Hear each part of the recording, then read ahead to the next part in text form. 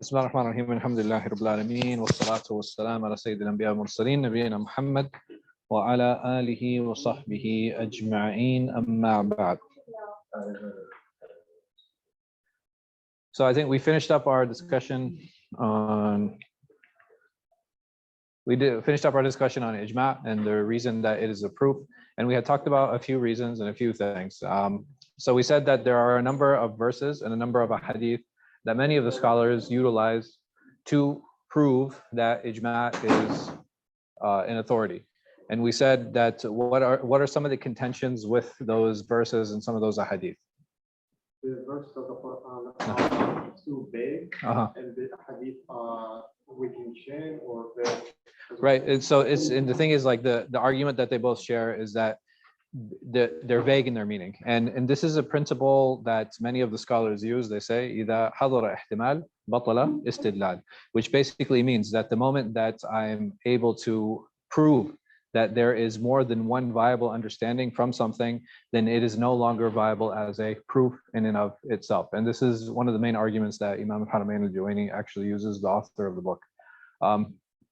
What was another proof that was used? So we said that there were verses in a hadith, and those are muhtamal, right? They are probable in their meaning. What was another proof that can be used that ijma is an authority? Ijma itself, right? So basically, and we said that what is the problem with saying that ijma is a proof because of ijma? Right, this is called circular reasoning. Basically, you can't say that something proves itself, right? That's not a viable argument. So what is another reason that we came up with, or what is another proposal for why ijma is an authority? All right, because not just it just happens, right? There are a lot of things that just happen. Yeah. Right. So the probability of everybody coming to an agreement with differing what? Motives, right? So you have a bunch of different people with different motives, with different reasonings, with different methodologies. Like, what is the probability of all of these people actually coming together and agreeing on a particular understanding of a subject? And we said that this is probably one of the stronger reasons of why ijma is an authority. And not just that, like, ijma being an authority is something that, you know, we've accepted as an ummah, which goes back to the idea of ijma is a proof because of ijma. And we said that how do I establish it now? How do I establish whether ijma happened or not? I think I added a couple here. The beard. Ijma. Is there a consensus on the obligation of a beard in Islam? No, there's not. Like, who said that is not an obligation?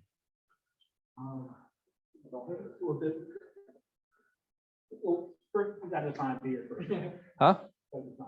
Sure. Let's use the loosest definition possible. Well, there's some like difference in the Hanafi school. Some say wajib, some say some different there. Sure. So when did that difference arise? I don't know. Okay. So with most schools, the difference actually arose later. Especially with the Malikis, and I wasn't aware of the difference in the Hanafis. Some people don't understand it. They don't? All right. I'm gonna find out. I'm gonna find them. So the reason that I brought this up is like, okay, well, why the beard? And we had talked about this before, is that what are some of the things that help cement the idea of ijma on something? We said, Like the continuity of it, like you mentioned with other things, like yeah. You really think all these people for thousands of years, you know, they all got it wrong. Yeah, so you know, the fact that something has been around long enough really cements the idea of an understanding of something.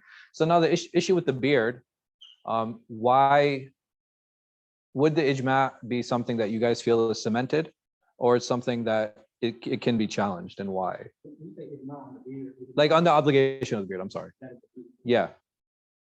So is this something because remember how we said that there's certain ijma'at that we felt that there's room to challenge. Whether you agree with the challenge or not is a different subject. But I'm saying here, is there room to challenge it? Yes or no? Okay, why is there room to challenge it? And for those who say there's no room to challenge it, we'll ask them to. You don't think there's okay? That's which is valid, right? So the thing here now is like, number one, can we establish that there actually is not ijma on the subject? which is a valid question. And there's nothing wrong with that. But let's assume there is. How do you interpret the hadith? So even if you interpret the hadith, let's take the lightest, easiest form of that, like anything that basically follows the jawbone. And it doesn't matter how long or short it is. Is there any lighter explanation than that? I'm sorry? I'm sorry, I'm having trouble. Oh, okay. So the scholars, they insisted on this understanding, or let's put it this way: any way, shape, or form of the beard, regardless of how they define it. Forget the semantics on how it's defined, or forget the definition around it. The fact that you need to have a beard, and let's assume that there is a ijma' on the subject. Is it something that can be challenged? You guys are saying, yeah, it can be challenged. So my question would be like, why can this ijma' be challenged? Was there ever a time in the ummah where not having a beard was a problem? Not really. Why? Simple and easy. Oh, not, I mean, not simple and easy, right? There are a lot of things that are simple and easy, but so, for example, for me to grow my beard versus not to grow it, I understand what you're saying. Is it easier for me to grow the beard, or is it easy for me to leave it? I mean, to shave it. It's easier to grow it, right? Because basically, what do I have to do? I have to wake up and make wudu, right? Like that's it. Like I don't have to do anything else. So the question now comes, you guys are saying that, okay, well, this isn't something that would be challenged. So my question is, why do you feel that this is not something that would be a problem, or something that the scholarly community had to face or deal with? Because people didn't shave, right? It wasn't a done thing. Most people in most cultures, they actually grew their beards. The only time the Prophet ﷺ mentioned a group that didn't, and what culture was that? You guys know? The Persians. The Persians, they're the ones who didn't. They grew out their mustaches, but they didn't grow their beards.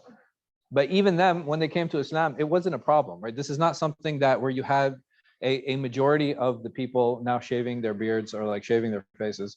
This is something that came later, which is why that it can be challenged. Like, what's another reason that we can challenge it? The obligation. Like nobody has a problem with growing the beard, right? That's not an issue. The question, huh?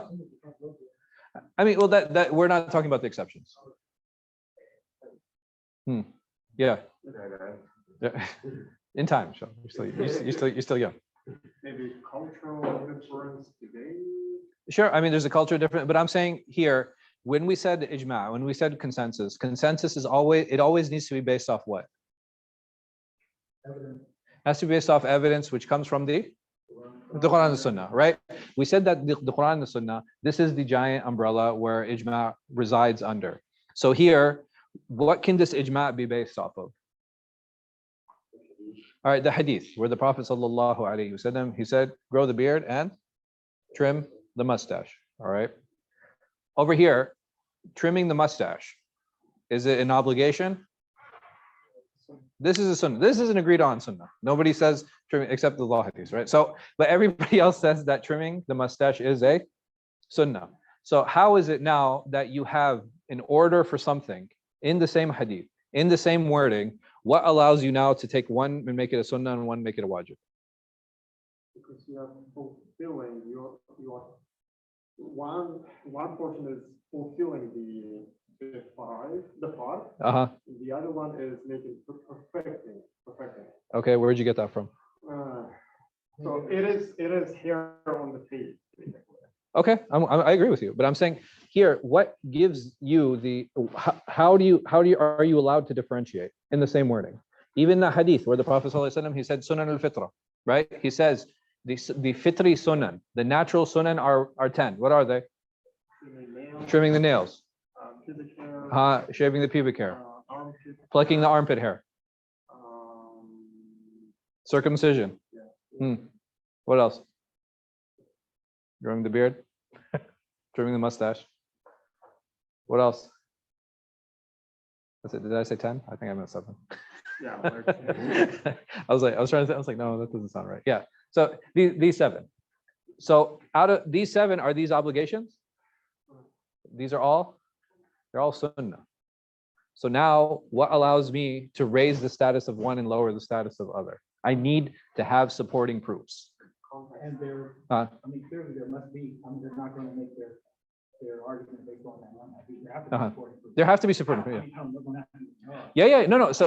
So the supporting proof is like, basically it's linguistic in the sense of leaving off something, like don't do something. So i'fa al-lihya, growing the beard, basically what did we say you have to do to grow your beard? Nothing. So they're saying that this is a supporting proof, the fact that the Prophet sallallahu alaihi wasallam gave this order. And there are other hadith where he says khalif al-majus, yani that go against the majus, go against the Zoroastrians and grow your beard and trim your mustache. But I'm saying even with all, there are supporting proofs. Like, don't get me wrong, scholars aren't speaking in a vacuum, right? They're not. There is some basis for what it is that they're saying and proofs for what it is that they're speaking about and talking about. But the question then comes is like, all right, regardless of what that understanding is, does the opposing faction or the faction that disagrees with them, do they have a sound, reasonable argument or not? Because I'm not here to convince you whether growing a beard is an obligation or not. The question is always going to be, does the opposition have a sound argument? If they're saying within that same happens that two orders.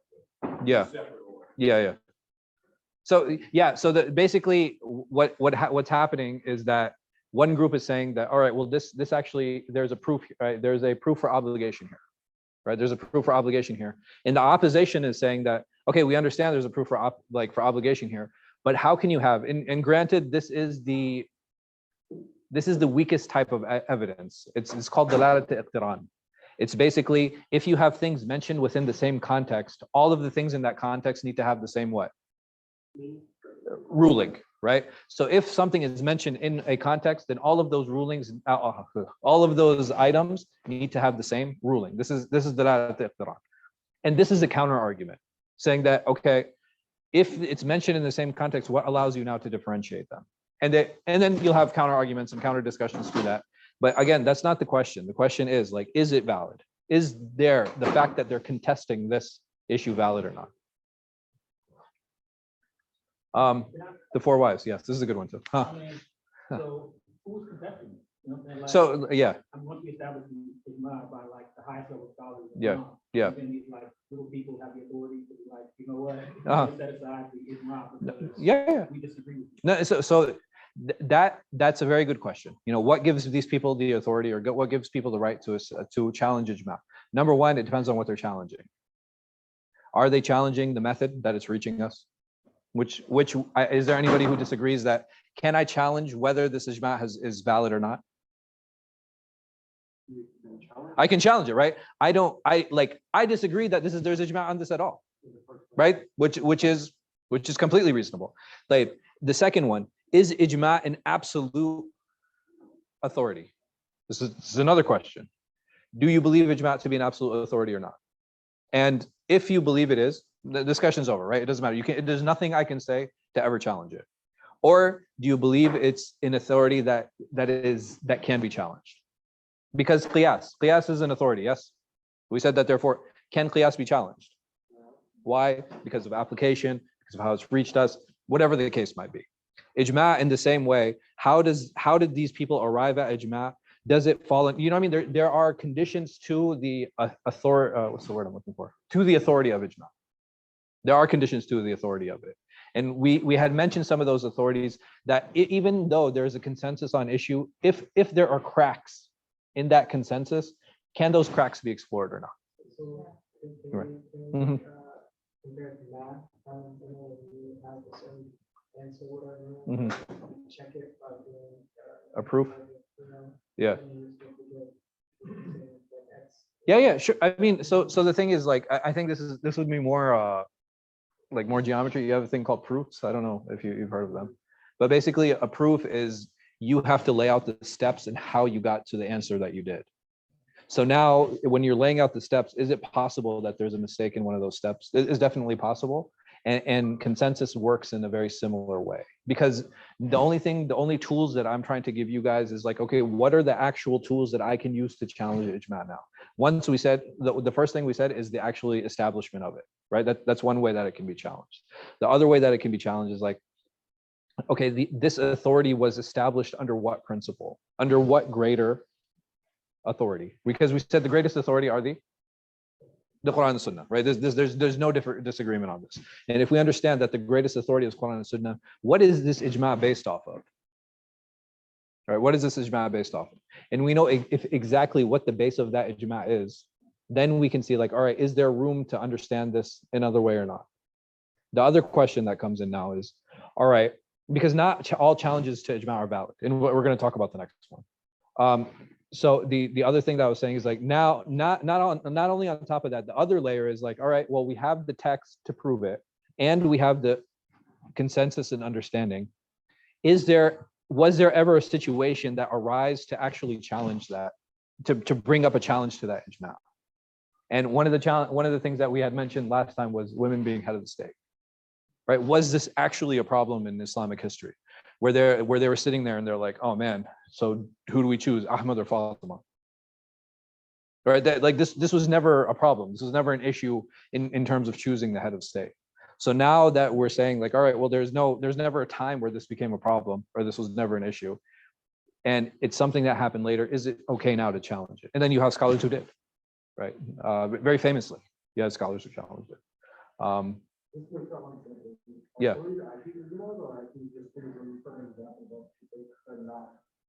So I've brought in different types of examples here. Like, so for example, here, this one, the structure of the prayer.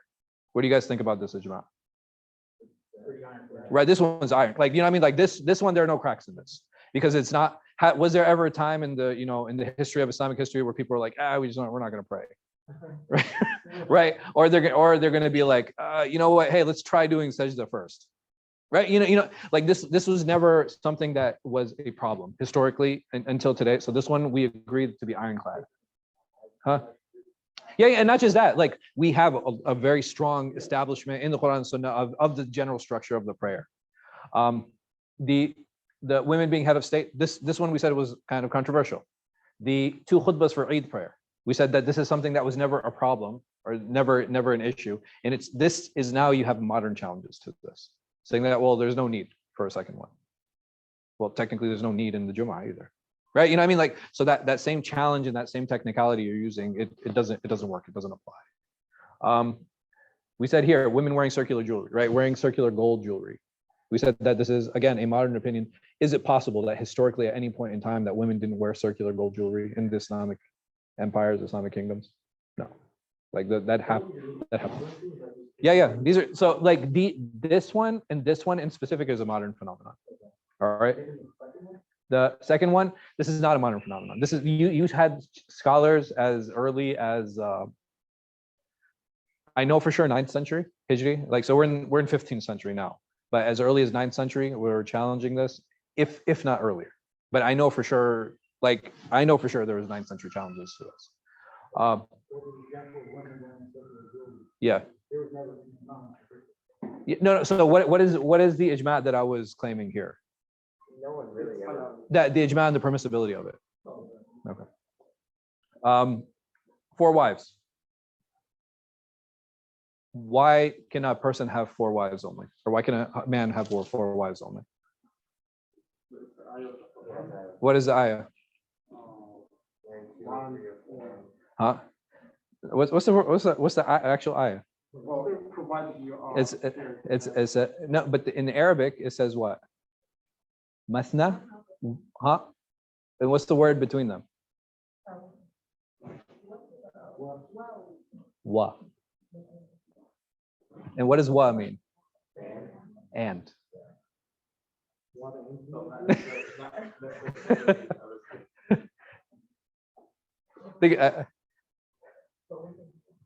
Yeah. It's mathna wa thulatha wa ruba'. It's and. So over here, so the thing is, there are some, you have some linguistic acrobatics around this verse, on like why the and actually means or here.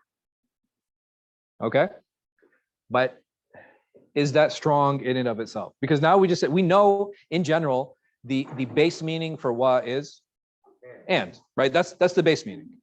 Now, for you to say that, okay, there's a change to the meaning here, I need some kind of supportive evidence. طيب.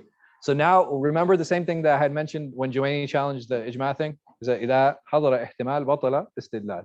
As long as I bring a chance for there to be another meaning here, viably, then I can no longer use that as a proof. So that the verse, sorry, not a proof. What else?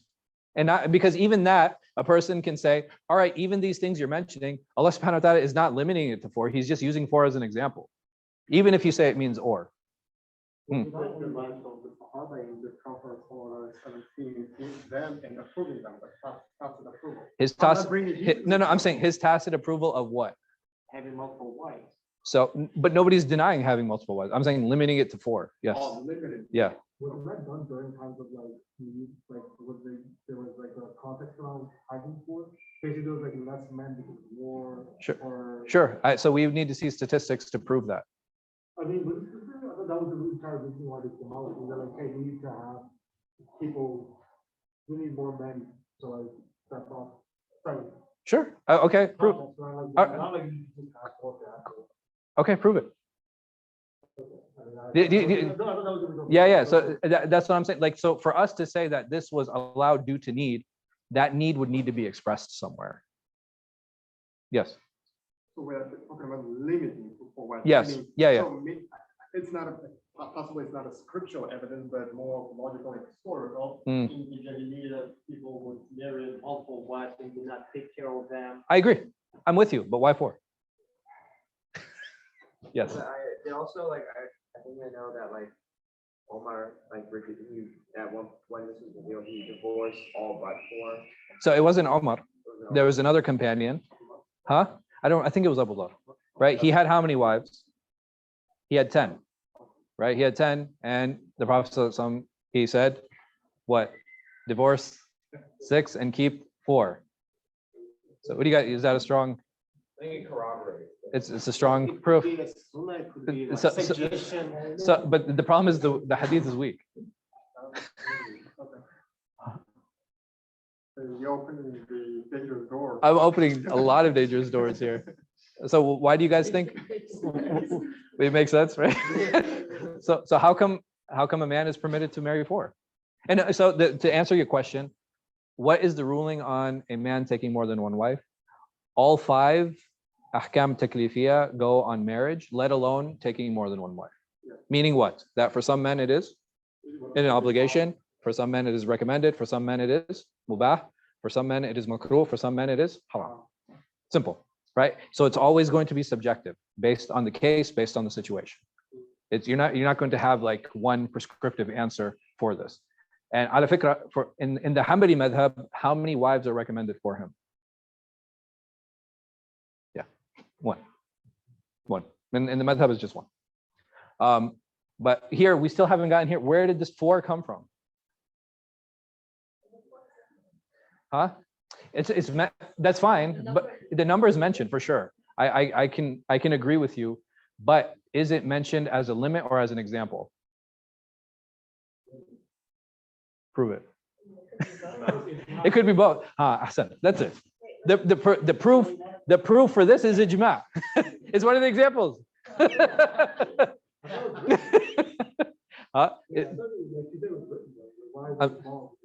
No, because the reasons that I mentioned to you. Right, it's open to interpretation. Yeah, because if I take the wa as and, mathna wa thulatha wa ruba'. And how many wives does the Prophet ﷺ have? 9. 9. Prove it. Around the time, how many was the maximum number after the ayah came out? Now you can. You cannot. No, but that's So, okay, here. Let me ask another question. How many adhkar did they do after the Prophet ﷺ died? Oh. You just don't know, right? How many sunan did they pray after the Prophet ﷺ died? There's certain things you just don't know, right? And the thing is, you can have historical evidence to indicate that and to kind of lean in that direction. And not just that, we said that there's ijma on this. There is ijma on this. There's consensus on this. So if anybody asks, like, how come a man is limited to or permitted to marry up to 4 wives? Because there's ijma on it, right? There's consensus. There's consensus on this issue. But even this is challenged very famously by Ibn Hazm. He says that a man can have more than 4 wives. Now, here is his ijma valid? I'm sorry, you're right. Is his ijma valid? Right? Like he made ijma with himself, right?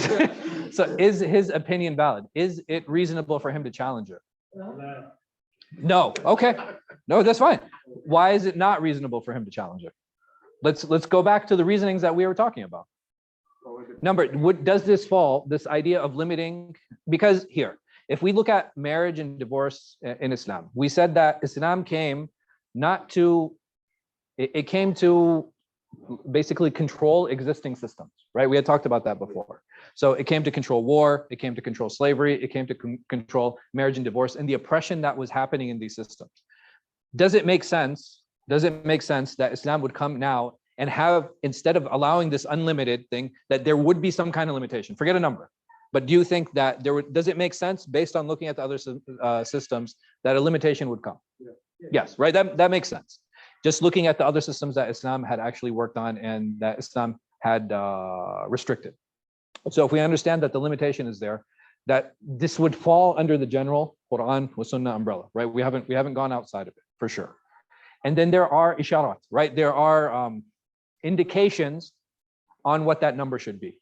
And those indications can come from the ayah, those indications can come from a hadith, regardless of how strong those hadiths are, right? As long as they're not fabricated, can they be used as indicative? Yes, they can. They can be used as indicative methods to help determine some of these rulings. So we still haven't fallen out of that umbrella. Was there enough time that passed? So Ibn Hazm was the first to challenge it. Ibn Hazm, he died, I don't know if you guys are familiar. He died like 456. Okay. Yeah, no, he died 456. He was relatively early.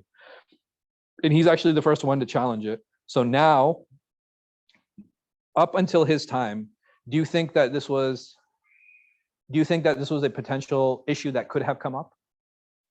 Yeah, absolutely. Right. There's enough time to have passed where this possibly could have been an issue. And even the reasons for him challenging, why do you think he challenges this? Because he wanted more. No, I'm huh? No, right, because he was like, okay, he was very much a literalist.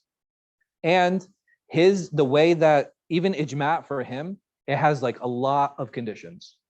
He himself, he is one of the biggest opponents, not of ijma as an idea, but of ijma in application, and of famously what we're going to talk about today, qiyas. So it's not strange to see him to actually challenge this ijma.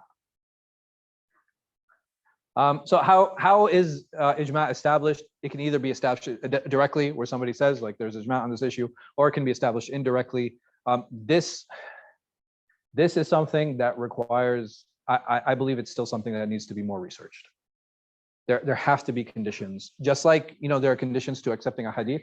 There have to be conditions to accepting ijma. Yes. It's like a stamp of approval, that type of thing. Yeah, it can. So there are different types of ijma too. You know what I mean? Like I don't want to spend too much time on it. Yes. I think because there's so much like unclarity in this, Mhm. not clear, that people are abusing it. Abusing what? That whole 4 wives thing. People have more than 4 wives? Well, they're leaving their wives and taking another one, or they're not taking care of the first one and getting a second one. So Sure. there's so much unclarity that Uh-huh. how we have a plan family life. Okay, so is there abuse in the marriage system? Yeah. Yes, there is. But is there abuse here? I don't mean to say this in a way where I'm approving it in any way, shape, or form. But is there abuse because people aren't following the structure? Think about that. Are they going and getting married and having 2 witnesses and bringing a mahar, regardless, even if the mahar is low, right? People are still following the structure. They've lost a lot of the spirit of the law. And there are certain things that even within that superficial structure that they're still not fulfilling. And the problem is where's the problem? Why is that happening? Because of toxic masculinity? No, I'm being honest. I'm asking. Why is it happening? Because for both sides, it's always going to be both sides. Relationships, and this is something that needs to be understood very fundamentally. Relationships are two ways, always. So is it haram for both one to have a second or fourth wife because they just don't have it? So the thing is, I don't know. I can't say most, Okay. but for some, for sure, absolutely. And now I will give you, like, just in my time here in Dar Hijra, I've had about 6 cases in the past year and a half of second wives being abused. Being abused in what way? That they were abandoned, they're not being taken care of, they didn't do any of these things. Like, where is the problem here? The man not financially caring for his second wife, is that okay? No, absolutely not. This is haram. This is agreed upon. Is there anybody in the community who promotes that? It says, yeah, abuse your second wife, right? No, there's nobody, but I'm saying nobody supports that. You're not going to have men who, if a man tells another man, like, hey, yeah, I don't take care of my wife, you're not going to have another guy go, yeah, man, like that's the thing to do, right? People don't talk like that. Like, this is not something that's carried on in the culture. Let me finish, and then you can go. So this is not something that's promoted in the culture. The other thing that's important to understand, in all of these 6 cases, I couldn't help them. Why do you think that is? I'm sorry? Because it was an illegal marriage. It was an illegal marriage, right? And that's always my first question. Was this a legal marriage? No, it wasn't. Why didn't you get married legally? Who was your wali? I'm sorry, who was the wali? He's like, wali, what's that? I'm Hanafi. Like, no, no, I'm just kidding. So why didn't they do the second marriage? Yeah. No. So here, why didn't they do it here? What do I mean by that? That I understand what you're saying, that, well, you can't do it legally. Correct? That's the counter argument. Well, you can't do it legally, but does this mean that I cannot put legal protections in place for that couple? I can put legal protections in place for them. So what is a legal, or what is here? I won't say legal. What is a reasonable way to bring legal accountability into a second marriage? With assets, right? So how do you connect the assets? By forming a corporation, right? You know what I mean? Like, you form a legal corporation, like you have a legal corporation with your second, third, fourth wife, whatever the case might be, because now I have legal accountability in the court. If I have a problem with my legal partner, I can now take this person to court. But I, as an imam, can I subpoena anyone? No, I can't force anybody to come in. And not just that, can I even verify that this marriage is valid without the legal paperwork? Every masjid operates independently. There's no network of marriages. And not just that, marriages that are not performed with the marriage certificate are what? They are illegal. They are illegal. Are there ways around it? But yes, there are. Like, I don't, obviously this is not something I encourage, but this is something that needs to be understood. A woman who is consensually getting into a relationship with a man, knowing that she's going to be a second wife, what legal protections are you taking? Not just that, what spiritual protections are you taking? Who is your wali? For all of these women, this is the second question. Who is your wali? Who allowed this? And why did I ask that? Because if I can't go for the legal route, what can I at least do? I can go the religious route, and I can go after the wali. Be like, you're responsible. You allowed this to happen. Now do something about it. Because people be like, okay, well, the imam is not a legal person in this. Like, there's no accountability on him. He's just going to perform the marriage. How many couples does the imam actually know when he marries them? Like, very closely. Very few. Like, he doesn't. This person is claiming that they're a good person. This person is claiming they're good. Is there a reason for me to challenge this claim? No. They're claiming that they've never been married before. She's claiming she's never been married before. Is there a reason for me to challenge that? Absolutely not. I have to take things at face value. And when I take things at face value, I deal with them at face value.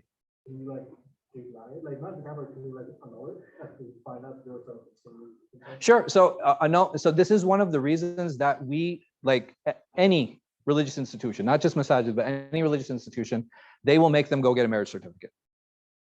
Right? You have to register and get a marriage certificate. Why?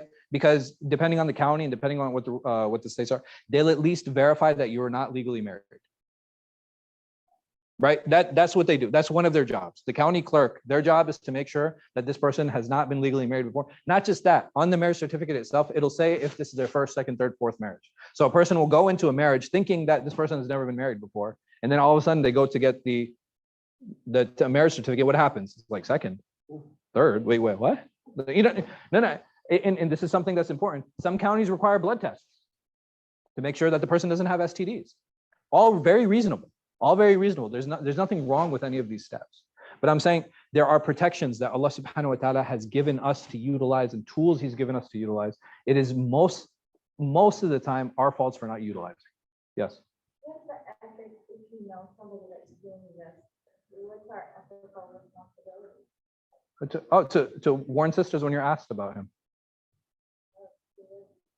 No, but I'm saying this is what bothers me. Like I said, the problem is from both sides. Why is this, like, if there's this man who's approaching you for a second, why was he not asked about? How could, like, and many times, how far do I have to go? I literally have to ask my friend. Like this is, and I'm being very honest. Most of the time, I just need to ask one person, and that person will be like, I think I heard something about that person, or I think I heard about this guy. Don't do anything. Let me find out.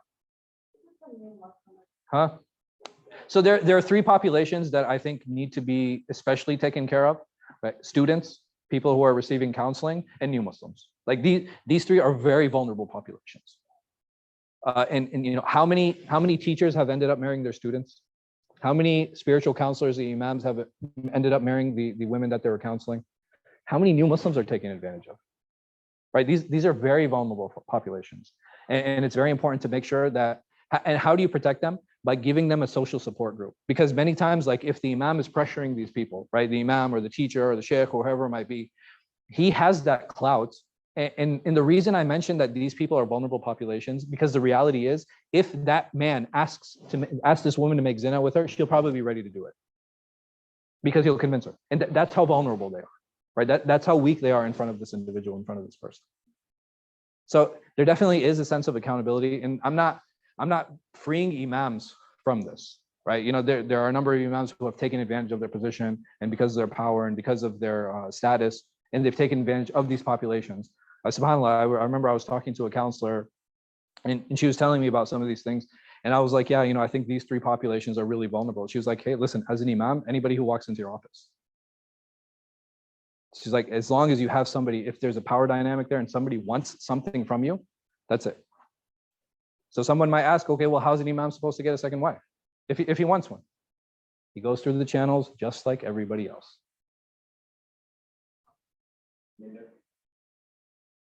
So there are different ways to establish ijma', and there are different types of ijma'. I'm not going to get too much into it, inshallah. Qiyas. So what is qiyas? So basically, there are four parts of qiyas. You have the uṣūl, which is the foundation. Then you have something this is built upon, and there's a reasoning that connects them. And the reasoning that connects them is how I extract the ruling for it. And that's how qiyas works. There is a difference of opinion on whether is it a source or is it a authority in and of itself, or is it a tool? And you do have a difference of opinion regarding this. It's not like a huge deal. It does, like when it comes to practical application, it doesn't make that much of a difference. So Dawud al-Zahiri, Ibn Hazm, obviously these are the two biggest opponents of qiyas, saying that it is not an authority. You cannot use qiyas. Why can you not use qiyas? They say here, Ya ayyuhalladhina amanu la tuqaddimu bayna yaday Allahi wa rasuli wattaqullah inna Allaha sami'un alim. Believers, do not push yourselves forward in the presence of Allah and His Messenger. Be mindful of Allah. He hears and knows all. So here, the taqaddimu, don't put yourselves forward. This is the proof that he uses. What do you guys think about that? Is that a good proof? Qiyas analogy. I'm sorry. So is this a reasonable proof for what he's trying to posit? Oh, but I just wanted to say don't go. Your opinion. Yes. Yeah. Don't put your, because qiyas essentially is what? It's your opinion, right? It's your opinion on something. And because it's my opinion on something, what am I doing? I'm putting it in front of the Quran and the Sunnah, according to his understanding. He also says, وَلَا تَقْفُ مَا لَيْسَ لَكَ بِهِ عِلْمٍ إِنَّ السَّمْعَ وَالْبَصَرَ وَالْفُؤَادَ كُلُّ أُولَٰئِكَ كَانَ عَنْهُ مَسْئُولًا. That do not follow blindly what you do not know to be true. Ears, eyes, and hearts, you will be questioned about all of these. The next ayah, he says, مَا فَرَطْنَا مِنْ كِتَابٍ شَيْءٍ. This familiar? Who else uses this as a proof? The Quraniyun, right? So they weren't the first. They weren't the first. Ibn Hazm beat them to it. Here, understanding, this is basically what he says. وهذه النصوص مبطلة للقياس وللقول في الدين بغير نص لأن القياس على ما بينا قفوا لما لا علم لهم به وتقدم ما بين يدي الله ورسوله واستدراك على الله تعالى ورسوله ما لم يذكره. All of these texts nullify the authority of qiyas. Qiyas analogy, because it is speaking concerning the religion without a text, because analogy is a form of qafu, or blindly following what you know not to be true, and pushing yourselves forward in the presence of Allah and His Messenger, correcting things which Allah and His Messenger made no mention of. And this is his book on uṣūl for those of you who are interested in reading it. Ibn Hazm is an interesting character. A lot of his books, he's like really sharp tongued. There's no punches held back. And a lot of the stuff. I was actually reading on ijma', and he said, "Asnaf al-humq akthar min asnaf al-tamr," where he said the types of idiocy are more than the types of dates. So he's like definitely interesting character. So what is the response? How do I respond to these verses? The Sahaba made qiyas. Sahaba made qiyas during the life of the Prophet. So we have some tacit approval. What else?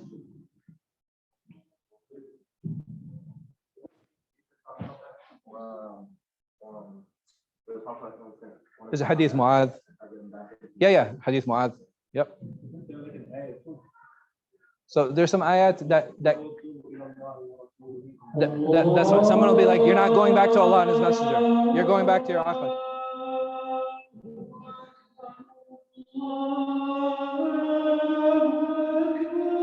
But I'll just give you guys the easy answer and then we'll answer all the verses.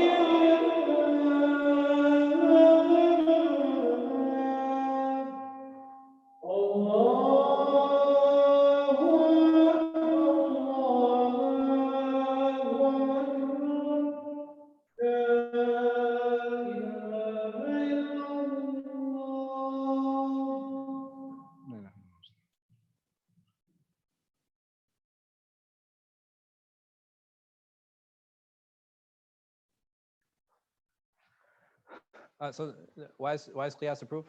Because there's ijma' that qiyas is approved.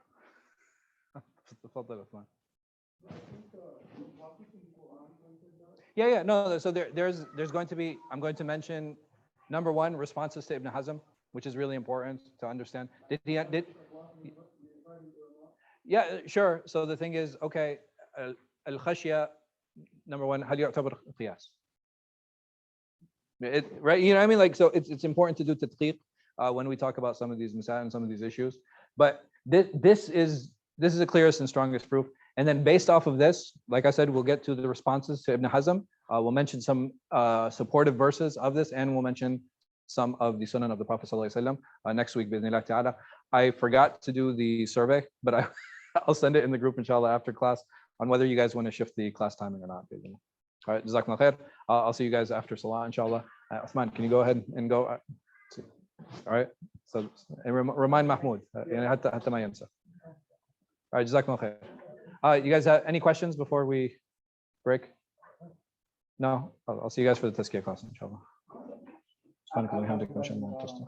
Yes. Yes. So Ibn Hazm, his opinion, like how many wives that you can get? So he specifically says 9. Okay. Yeah. He says 9.